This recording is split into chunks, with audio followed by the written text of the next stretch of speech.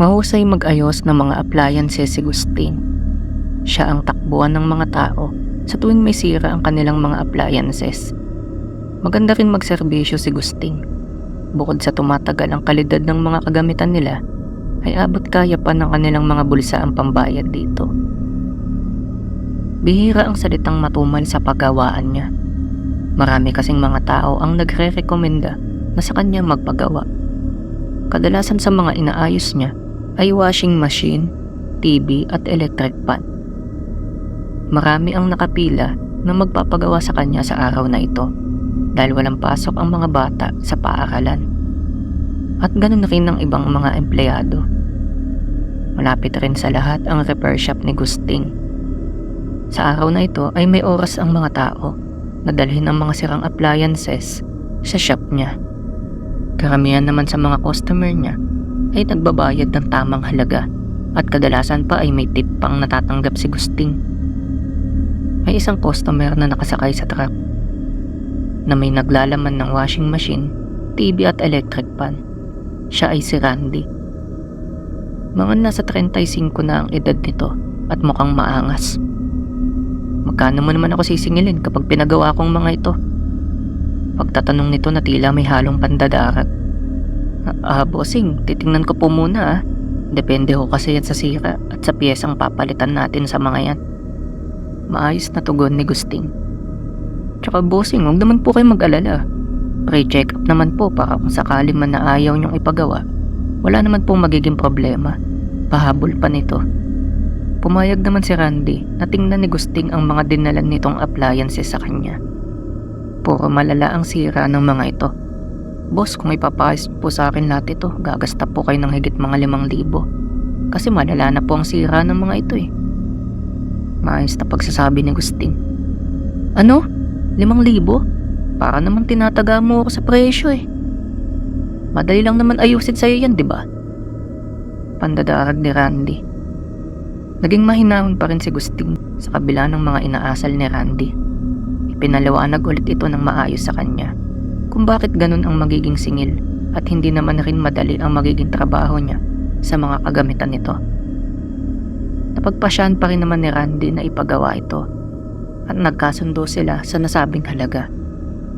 Kahit parang naiinis ito sa kaloob-looban niya. Mga ilang oras pang nagdaan ay naayos na ang mga gamit na dinala ni Randy. Lahat yun ay gumagana. Laking tuwa ni Randy nang makita na naging maayos muli ang mga kagamitan niya.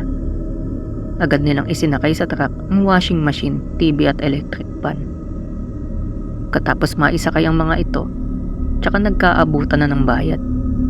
Sa kasamaang palad ay hindi siya tumupad sa napag-usapan nila ni Gusting. Imbis na 5,000, ginawa niyang 2,000 ang bayad.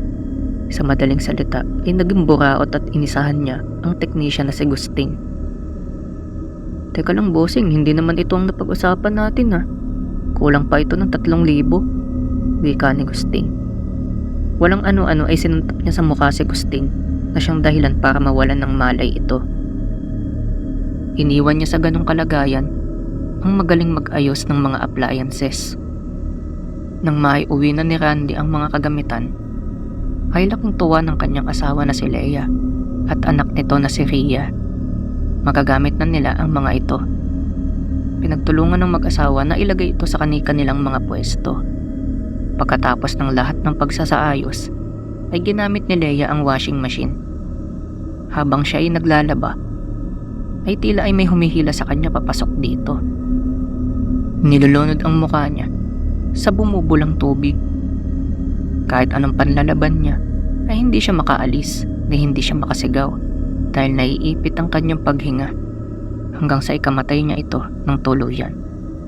Nang si Rhea naman ang gumamit ng electric pan, ay may kakilakilabot rin na nangyari sa kanya. Ang pag-ikot ng hélice nito ay naglalabas ng sobrang init na hangin.